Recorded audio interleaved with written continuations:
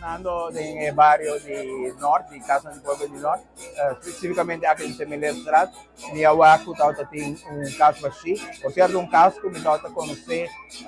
de senhora Ramona Vessa, senhora muito valente que lá da 9U, mas já acaba, não toca tem caso mais, de caso toca baixi, toca em dois.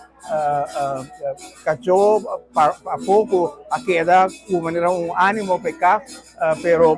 de parte de FCA nós tem destino ainda pecar, na lore não bem para fazer para uma família, então agora aí nós acerca FCA com ideia para nós por trabalhar music school de ECAS, nosso contato com a família de senhora Vessa também. Mas que já não nós tem caso mas pero toch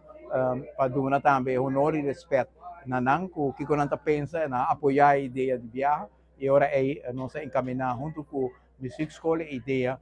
para abrir casa aqui de forma de uma music school nós me porta para harmonia para motivo que está abrir oportunidade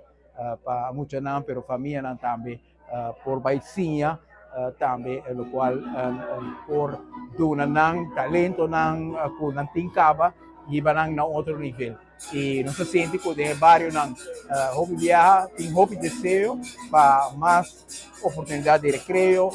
mais oportunidade também de formação mais oportunidade também de deporte e nós estamos arribando uma maneira de acercamento no barrio não para escutar que está no desejo para assim nós por traduzir isso aqui também em hechos e onde hechos aqui está casa aqui escola para música que chama Porta para Harmonia dedicar na senhora Ramona Vessa por a viva aqui com 9U com hobby dedicação e naturalmente agora que vou dedicar uma escola assim na uma pessoa assim é parte também de história de bairro aqui e essa é parte de identidade também do bairro.